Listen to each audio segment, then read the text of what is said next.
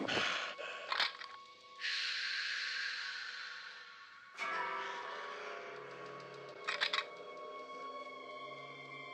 need you, Jesse. We got special work to do here, you and me.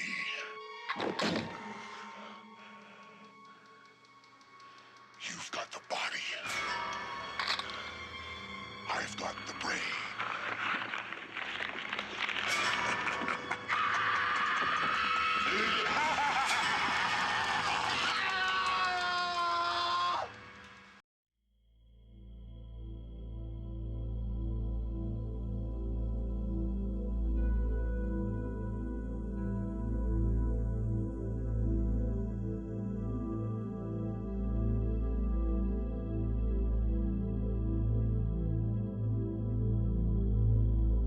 Hey guys, this is Rob, aka Anomaly, back. What's going on, guys? It's been quite some time since my last video. I think, to be exact, roughly about 12 months, a little bit over a year or so since I've done my last video. Guys, I've just been getting really busy. I'm building businesses, running businesses, and I'm just a really busy guy. My time is just so valuable, so I haven't really had time to really do the reviews like I want to. But make no mistake, I've been collecting harder than ever, to be quite frank. And I really have enough new content alone to shoot a movie damn near weekly, not a movie, a review damn near weekly, and have enough content. But nonetheless, I've really had to take some time out of my hectic schedule to talk about this piece, what we got here. This piece has essentially brought me out of retirement. This piece is, without further ado, no introduction necessary. This is, Freddy 2 from A Nightmare on Elm Street Part 2 from Jay the Sculptor. My opinion, just this figure in general, and just the look of this particular character in this film is the best out of all movies, out of all the Nightmare on Elm Street movies. And this figure, in terms of the 1/6 figure hobby, is absolutely legendary. Referring to Beto Metalli's piece, and I don't know if anyone knows this, but Beto's Freddy 2 OG is literally the figure that popped my cherry in this hobby, and the first figure that my first Beto figure, and the first figure that I spent over, let's say, $500 for. So first tie-in piece. So right off the bat, this figure has a lot of sentimental value to me, just the character in general, and that piece in particular.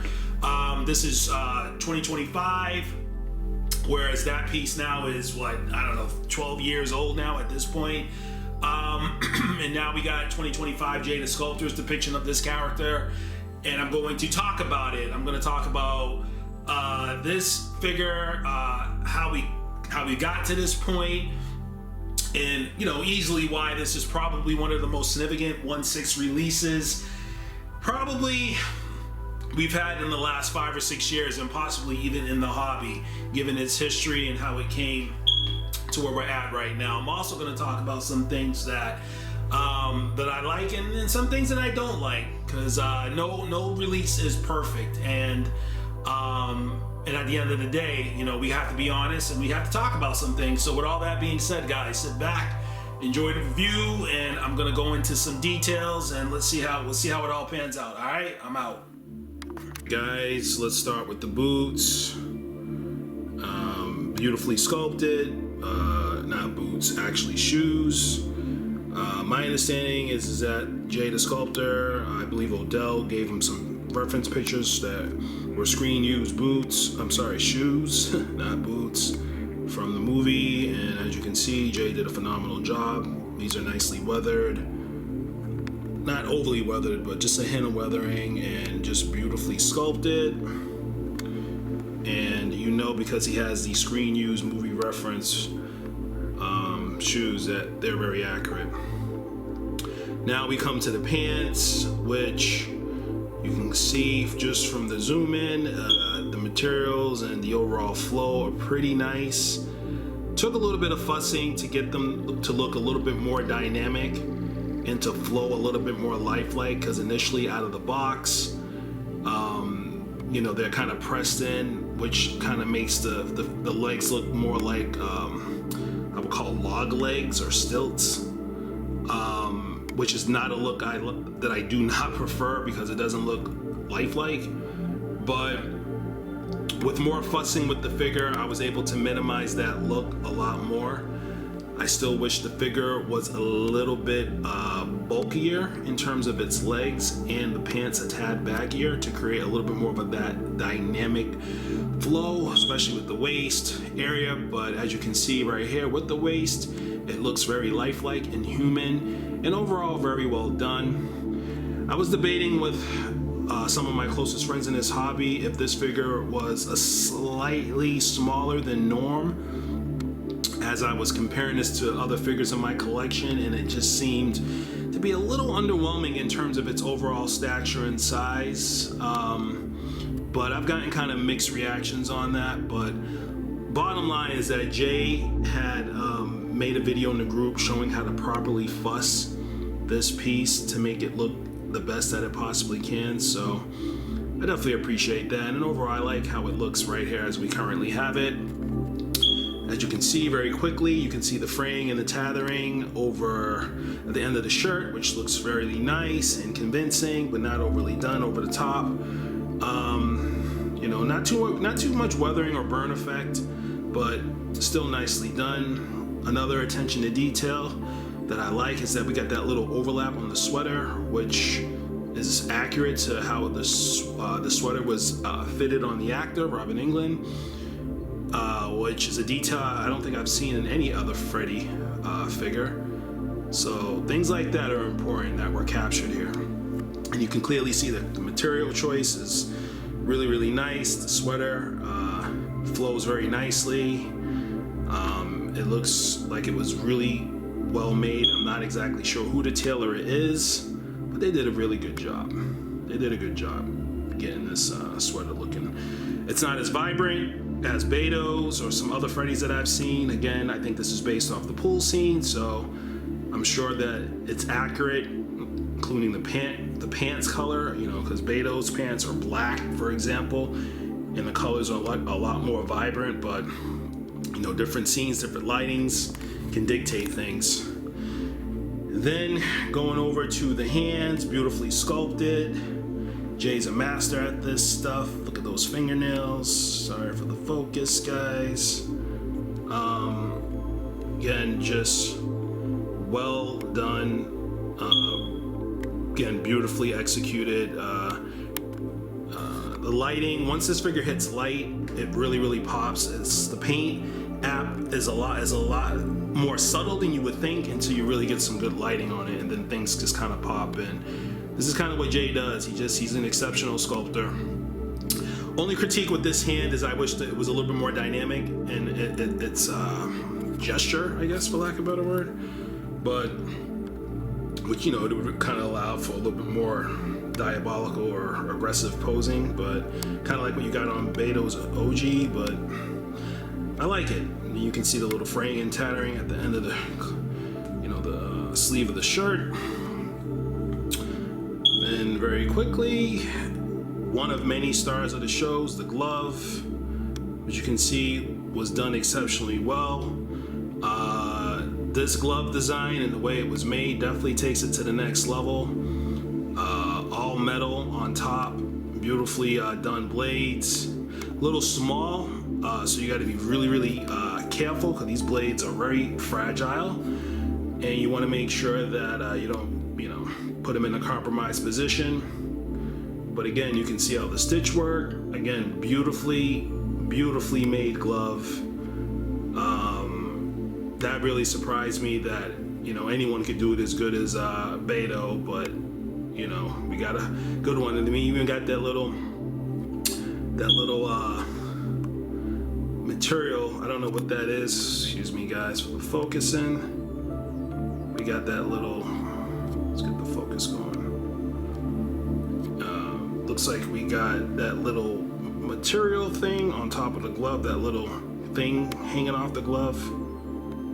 Very nice. That's not sculpted. Every glove that I've seen in the past has that sculpted. That's actually real material. So kudos to Jay. Exceptional work. And now for the other star of the show, the head sculpt. Not really sure what's going on with my focus over here. Alright guys, and here is the head sculpt. Absolutely amazing and one of many stars of the shows.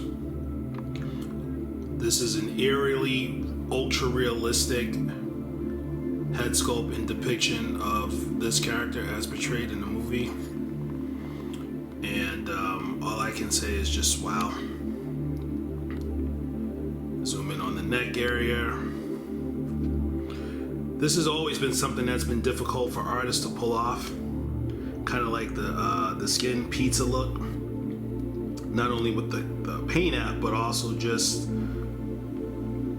getting it to look lifelike and not, you know, the texture looking off and just not looking anything other than lifelike. Zoom in on this very quickly. You can see the teeth detail. The eyes are movable with the tool, which I showed in the pictures at the start of the video.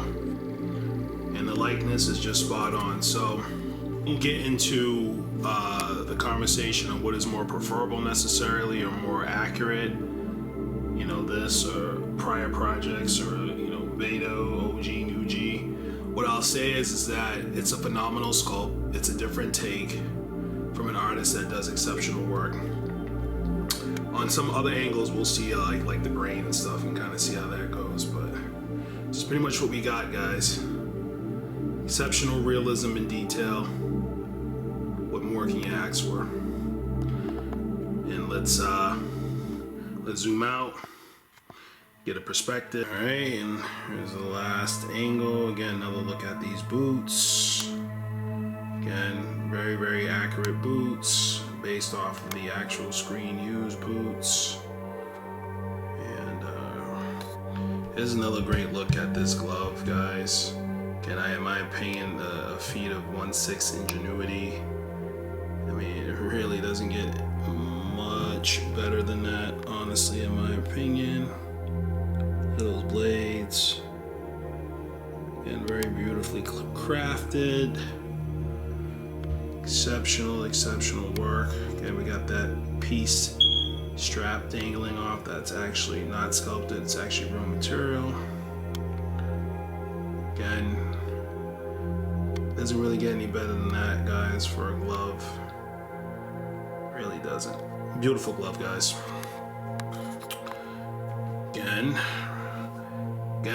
you're met with, as you write up the figure, really great body proportioning. Again, Freddy's not a big dude, so, you know, you shouldn't be looking like he should be looking like a bodybuilder. And again, one of the nice aspects of this piece is that Jay included the visible brain if you have the hat off. You know, very reminiscent of what Beta OG did. And as you can see, it's very, very convincing. Let's take a look from the top. And that looks like a brain if you ask me. I don't think it's squishy, but it definitely looks the part. Pretty decent color variation. I'd say the original OG Beta, the color variation was a little bit different, the implementation, and you know, it was squishy brain and all that stuff, but just the fact that we have that extra detail for that iconic scene. Again, look at the ear work. Very, very intricate sculpting and texturing and overall paint work that pops when the light's on it. Try to get a close-up look at the teeth. Again, absolutely stunning. And let's take a look, perspective shot, and let's look at one more item and wrap things up. Don't mind the base. I don't really particularly like the base that came with the piece. Not because it's not a beautiful base and it's not detailed or anything like that. It's just strictly from a you know, it's strictly from a displaying purpose. Strictly from a displaying purpose. So another look at the pants. From behind, this figure looks really, really lifelike. It looks lifelike in all the poses, but you know, it looks particularly well too from behind. You know, tailoring doesn't look nearly as tight. You can kind of get a better idea how sweater's put together. Again, the sweater looks fantastic. Great overall proportioning, and you know, I would say for the most part, cosplay. I'd say we got a cosplay effect here. You know, it's kind of what you want and what you should be shooting for. And we're talking about high-end custom figures. And again, focusing.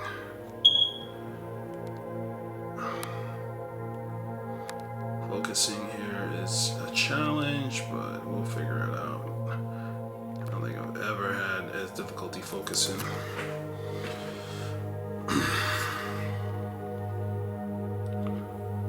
So it's the dome piece.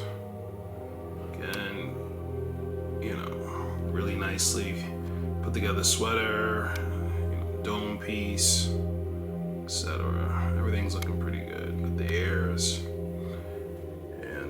Let's take a look, let's take a step back, and let's take a look at one last angle.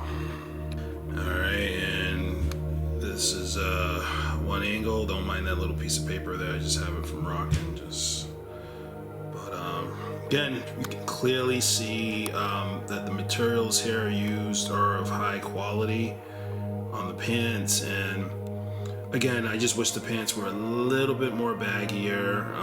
Again, the color I believe is accurate to the scene that it depicts in the movie, and that's what it is. And it, you know, for the most part, they look good. They look good. Again, figure does seem a little smaller than some of the other figures in perspective from a scaling standpoint, but again, that could just have to do with just the body that was chosen and just the artistic direction of just what Jay ultimately ended up doing with this project. But again, you can clearly see Roblin England proportions in this side shot all day. Robert England's a skinny guy, so whatever body is used here does look appropriate, and he's not supposed to, you know, have 24-inch pythons. And again, not really sure what's going on with my focus here, but hopefully this is coming out the way it needs to. And again, going back to the head sculpt, again, absolutely phenomenal. Love the way that collar looks. Again, much better details on the proportioning. Kind of have that chest that's kind of sloping downward. That's exactly how it should look from the side. Again, amazing details. Look at that ear right there, guys. Skin looks truly like it was burnt. Really amazing side profile, detailed collar, shredded, teared, frattered. Again, this is 1/6 at its greatest right here, guys. Again, when the light's on the sculpt, it really pops. Even got that little Adam's apple action going on. So again, really well done. Additional items that came with the set, I guess we got this like kind of mini COA here. Is that the tailor? Yeah, so that's the tailor right there, I guess. And that's pretty cool how they included the COA for the tailorer. Again, here's the base. Just a, you know, kind of a J&D style black base. It's magnetic. I'm not gonna display them on this. I think, you know, to have them elevated, just it would look better just to simply have them on a flat, stony type like stand. And